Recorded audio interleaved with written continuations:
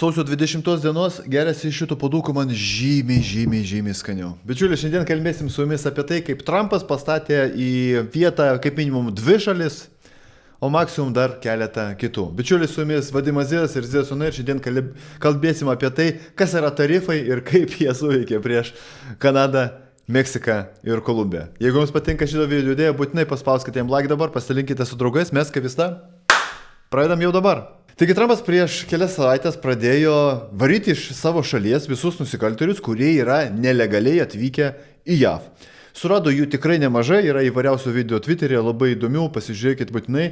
Ir praeitą savaitę jisai rašo štai tokį tweetą. I was just informed that the 2 repatriation flights from the United States with a large number of illegal criminals were not allowed to land in Colombia. Reiškia, jisai pasiima tuos nusikaltėlius, juos suranda, kurie nelegaliai atvyko į JAV, jisai pasodina juos į lėktuvą. Ir, pavyzdžiui, jie yra kolumbiečiai, šituo atveju. Jisai pasodina į lėktuvą ir sako, bičiuliai, priimkit ir pasirašykit. Jūsų kriminalas, jūs su jais darykit, ką norit. Arba į gatves leiskit, arba į kalėjimą sutinkit, darykit, ką norit, bet Amerikoje mums jų nereikia. Kolumbijos prezidentas sako, žinot ką, aš nepriimsiu. Jisai rašo, this order was given, were not allowed to land in Colombia. This order was given by Colombia's socialist president Gustavo Petro. Gustavo Petro sako, nereikia. Jie pas jūs atvyko nelegaliai, pasiimkit savo, mūsų tuos kriminalus, tuos nusikaltėlius, pasiimkit savo, mums nereikia. Ok, Trumpas sako, be problemų. Štai ką jisai sako. Emergency 25% tariffs on all goods coming into the United States. In 1 week, the 25% tariffs will be raised by 50%. Jisai iš karto sako, gerai, nepasiimat savo nusikaltėlio, tarifas jums 25%. Ką reiškia tarifas? Tarifas labai paprastas dalykas yra. Realiai tai yra mokestis. Jeigu jūs esate iš Kolumbijos, pavyzdžiui, viską, ką jūs gabenat iš Kolumbijos į JAV, ten drabužiai, nežinau, kokainas, absoliučiai viską, ką jūs gabenat. Vaisiai, daržovės, kruopos, ką jūs ten beturėtumėt, 25% tarifas. Atgabenat iš karto 25%, bam, jūs nučardžino, ne? Apmokestino. Sako, ok, sekančią savaitę bus 50% tarifas. Jeigu, reiškia, per šią savaitę jūs nesusipratiesit ir nepriimsit savo nusikaltėlių 5%. Ekonomikai tai yra visiškas ragas. Travel ban and immediate visa revocations on the Colombian government officials. Ok, travel ban, visiems vyriausybės atstovams iš Kolumbijos į JAV negalima atvykti, visi, kas turi vizas, iš karto revoke vizą, reiškia, atšaukia vizą ir namučio keliaujat pas save į Kolumbiją. Visa sanction on all party members, family members and supporters of the Colombian government. Ok, jokių vizų irgi jau Kolumbijoje esantiems vyriausybės nariams, jų šeimoms ir visiems kitiems. Kas vyksta toliau? Toliau mes matom naujieną. Following regulatory measures announced by President Donald Trump, Colombia President Gustavo Petro now is offering his presidential plane to help repatriate deportees. Ką tai reiškia? Gustavo Petro suprato, kad jo šalis iš karto užsilenks konkrečiai. Visų pirma, tai kariauti su JAV įvairiais būdais geriau nereikia, nei tikras karas, ginklais, bombom ir taip toliau, nereikia su JAV kariauti. Ir nereikia kariauti ekonomiškai su JAV, nes tai yra didžiausia ekonomika pasaulyje. Gustavo Petro supranta, kad ragas bus jo šaliai, jisai sako, be problemų klausykit, mes priimsim, viskas ok. Siūskit tuos nusikaltėlius, tik tai atšaukit, prašau. Atšaukit, ką jūs ten sugalvojate, tuos tarifus, tas vizas ir taip, atšaukit, prašau viską. Ir žinot ką, mes netgi jums duosim lėktuvą. Ir realiai Gustavo Petro sako, žiūrėkit, imkit mano lėktuvus. Jums nereikia net mokėti už tai, kad šitie nusikaltėliai atvyks namo. Jums už tai nereikia mokėti. Imkit mano lėktuvus, pasodinsit šitos nusikaltėlius ir mes priimsim. Viskas ok. Iš karto tarifai atšaukti, viskas. Kelių valandų reikalas. Praeina kuris laikas, jau šią savaitę, man atrodo, sekmadienį ir šeštadienį čia. Breaking. President Trump officially announces 25% tariffs on both Mexico and Canada. Meksikai ir Kanadai. Trumpas sako, klausykit, bičiuliai. Turėkit 25% tarifą. Už ką? Už tai, kad, paimkim iš pradžių Meksiką. Už tai, kad iš Meksikos eina fentanilis. Beje, man jau pasakė kai kurie lietuviai, kad Lietuvoje yra fentanilio. Fentanilis, jeigu aš neklystu, yra 60 kartų stipresnis narkotikas negu heroinas. Ne 6 kartus, 60 kartų stipresnis negu heroinas. Kalbėjausi su mediku, mes darėm podcastą ir aš jo klausiau, kodėl fentanilis kaip medžiaga jisai yra patvirtintas FDA. FDA yra Food and Drug Administration, tai yra tokia veterinarijos tarnyba, kitaip tariant, Amerikoje. Reiškia, galima legaliai naudoti FDA. patvirtinta šitą dalyką medikams. Sakau, kodėl? Nes jie naudoja fentanilį kaip anesteziją. Aš sakau, tai kodėl naudoja, pavyzdžiui, fentanilį kaip anestetiką, o ne, pavyzdžiui, morfiną arba dar kažką. Jisai papasako, jisai beje medikas, jis sako labai paprasta. Po morfino man sudėtinga prižadinti pacientą, yra žymiai sudėtingiau anesteziologui suskaičiuoti viskas, kad būtų miligramais ir taip toliau. Po fentaniliu, sakė, labai greitai užmiega žmogus, kad prieš jam padarant operaciją be abejo, ir jisai gan greitai pabunda ir jisai greitai, liaudiškai tariant, atsičiūkina, jisai greičiau atsistato. Fentanilis. Nuo fentanilio, jeigu aš neklystu, kiekvienais metais čia Amerikoje, vien tik tai JAV, miršta 100 000 amerikiečių. 100 000 amerikiečių.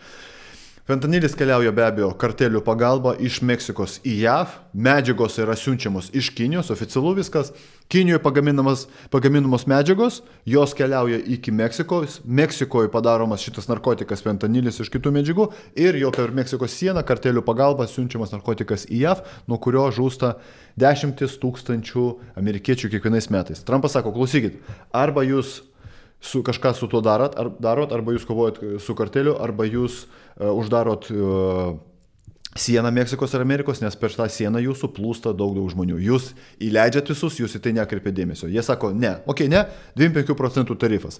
Meksikai. Kanadai lygiai tas pats. Kadangi Kanadoje yra didžiulės problemos su migracija, tas pats. Ir ten irgi prisiveisė visokiausių nelegalių žmonių, kriminalo ir taip toliau. Kanada labai primena Didžiąją Britaniją, labai panaši situacija, visiškas bardakas, ten perima iniciatyvą jau konkrečiai migrantai, nelegalūs migrantai, kosmosas visiškas. Jis sako irgi tas pats, arba jūs kovojat su gaujom, arba jūs kovojat su migrantais, arba jūs apsaugot mūsų sieną Kanados ir Amerikos, arba bus blogai.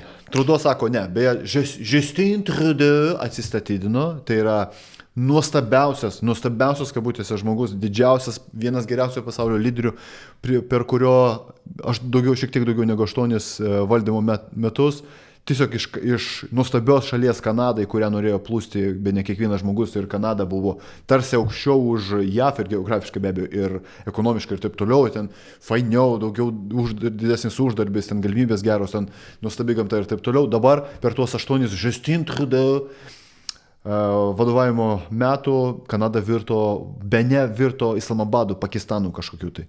Taigi tiek Kanados lyderis Trudeau, tiek Meksikos prezidentė Sheinbaum pasakė, kad ne. Trumpas sako, gerai, 25% tarifo. Taigi pažiūrėkim, kas atsitiko, kai Trumpas įvedė 25% tarifą. Žiūrėkim, meksikietiškas peso ir kanadietiškas doleris. Peso, pasižiūrėkit, gan stabili valiuta, netgi šiek tiek kilo prieš dolerį, žiūrėkit, tik tai jis įveda tarifą, nukrenta. Pasižiūrėkit valiuta, pažiūrėkit į Kanados dolerį, lygiai tas pats, visiškai stabili valiuta, Trumpas įveda tarifus, valiuta nukrenta. Kas vyksta? Trumpas rašo, I just spoke with President Claudia Sheinbaum of Mexico, it was a very friendly conversation. Pasikalbėjau, reiškia, su Trumpu prezidentė Meksikos nauja. Beje, aš nežinau, ar jūs žinojot, bet praeitais metais buvo išrinkta šitą prezidentę ir jai betampant prezidentę buvo nužudyti daugiau negu 30 kandidatų.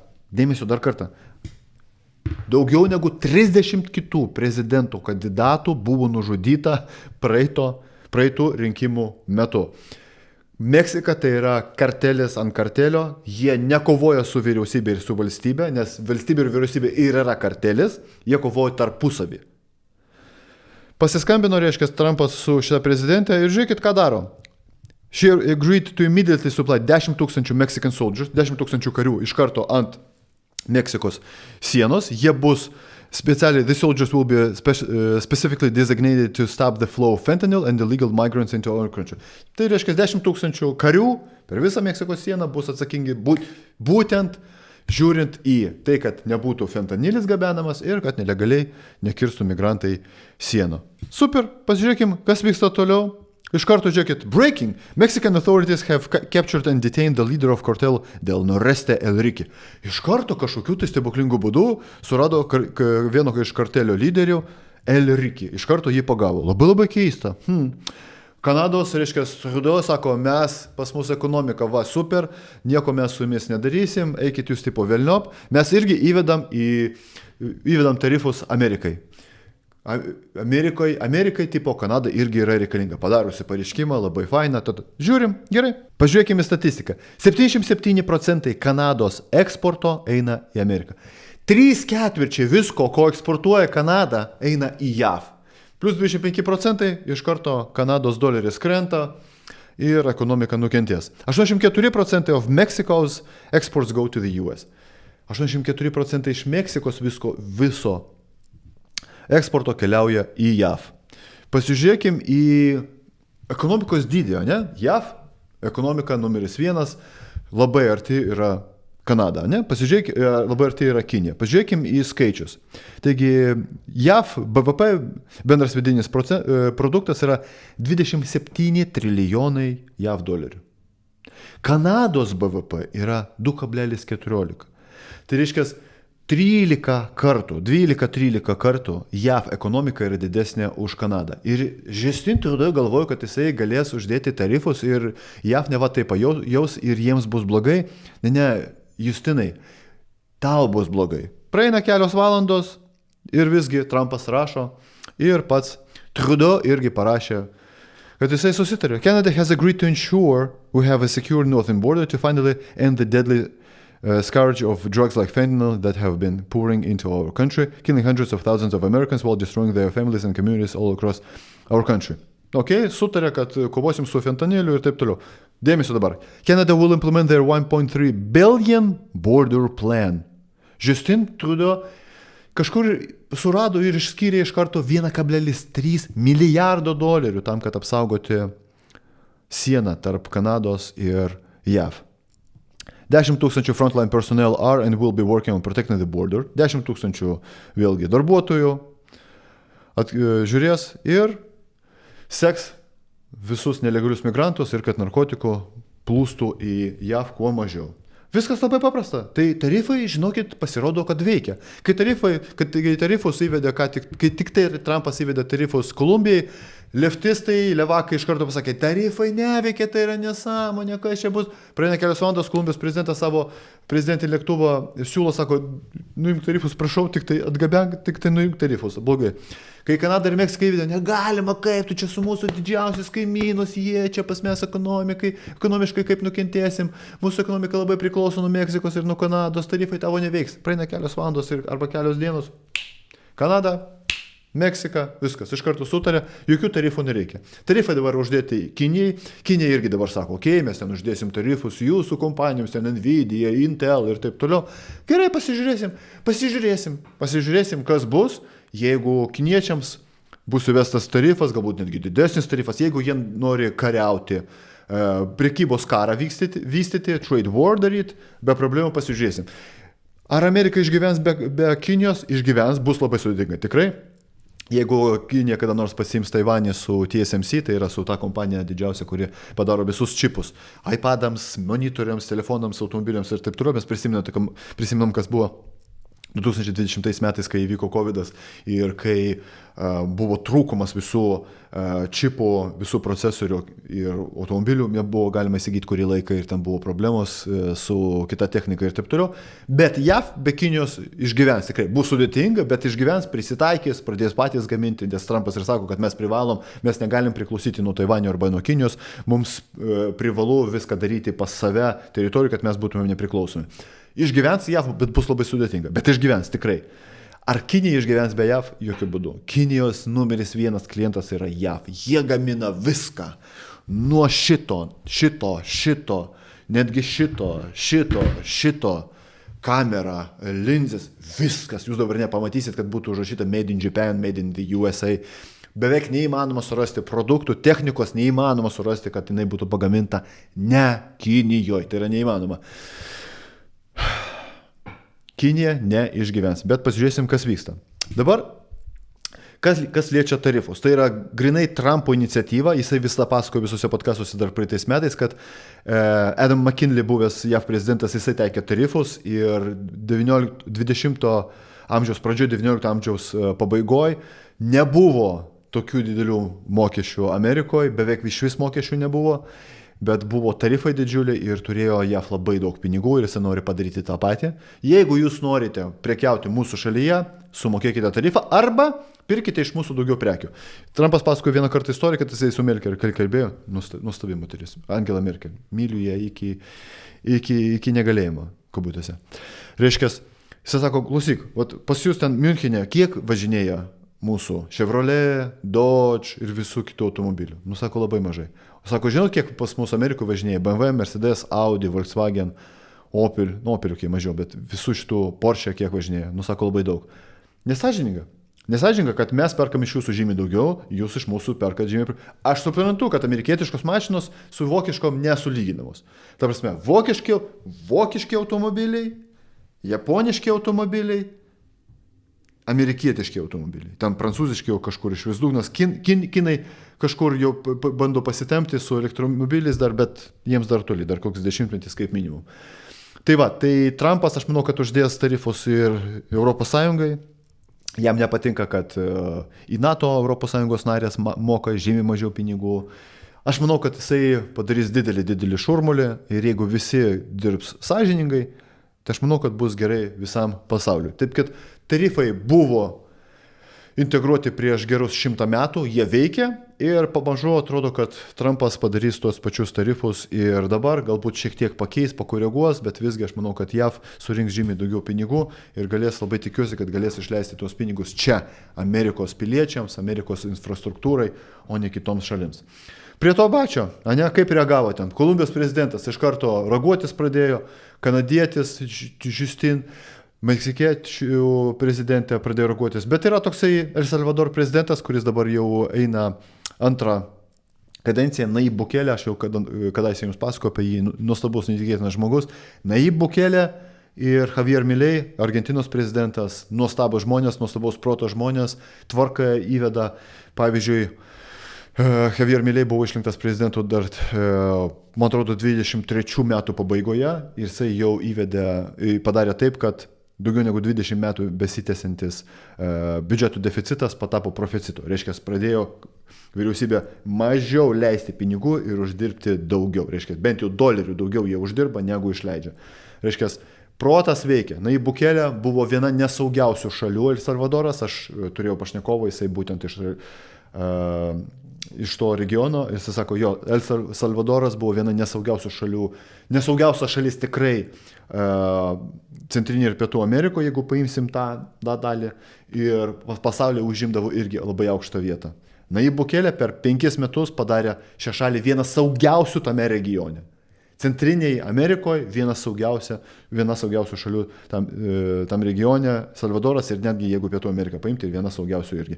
Jisai pasodino beveik visus gaujos naujus, jeigu kažkokią tai sąsatą jie turi su gauja, iš karto į kalėjimą ir jisai padarė vieną didžiausią, jeigu aš neklystu, didžiausią kalėjimą pasaulyje, kaip tai atrodo, ten visi išmarširuoti tarsi kariuomeniai, su nusikaltėliais elgiamasi kaip su nusikaltėliais, ne kaip su Andrės Breivik Norvegijoje. Ne, ten bičas prieš 20 metų sušaudė, ten 70 žmonių, bet dabar jam reikia PlayStation 5, galbūt PlayStation 5 Pro jau dabar reikia. Pas jį kambarys per mažas, pas jį maistas per prastas, pas jį kanalų per mažai, pas jį telikas per mažas, pas jį ten iPhone'as per senas ir jisai nuolat rašo prašymus ir nuolat skundus rašo, kad kaip aš čia taip galiu.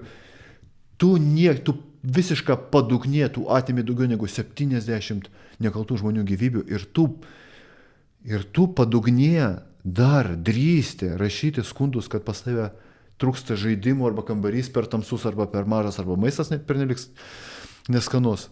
O čia yra Norvegija, Švedija, Suomija, kaip faina.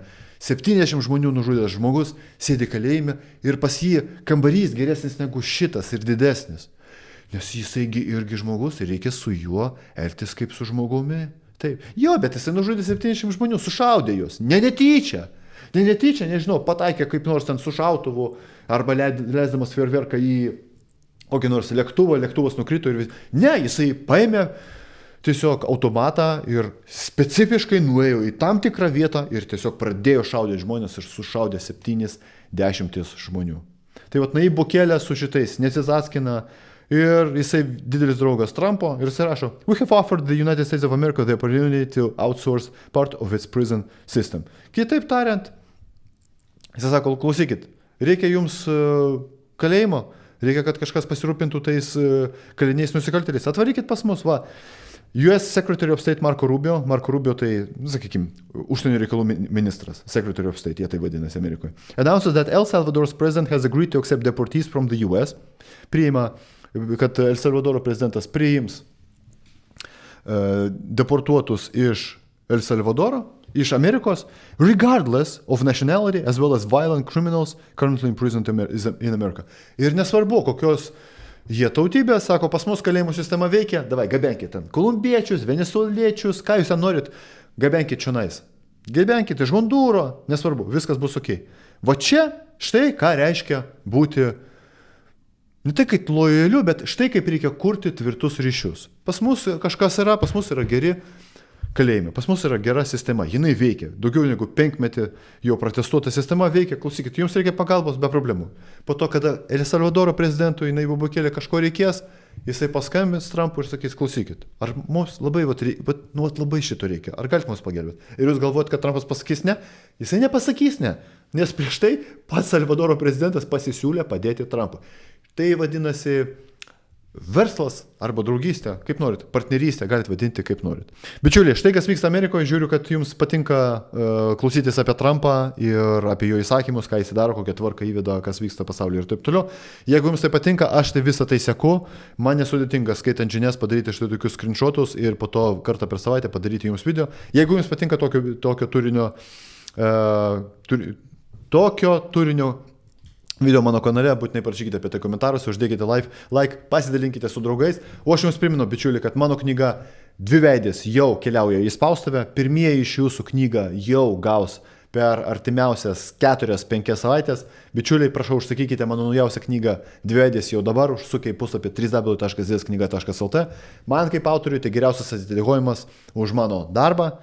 Jeigu jums nesudėtinga, užeikite puslapį, įsigykite knygą ir aš pažadu, kad jūs nepasigalėsit, nes knyga rašyta iš visos širdies. Ir tai, ką aš jums pasakoju čia video metu, pastaruosius metus, per visus savo Zėjos on Air, tai yra tik tai maža dalis viso to, ką aš išdėsčiau savo knygoje Dviveidės. Taip kad spauskite zsknyga.lt, įsigykite knygą. Ir man kaip autoriai tai bus didžiausias atsidėkojimas. Ačiū jums, bičiuliai, iš visos širdies. Su jumis buvo Vadimas Zizas, tai laimina jūs Dievas Jėzus Kristus. Nepraraskite sveikatos ir sveiko proto. Iki sekančio karto. Iki.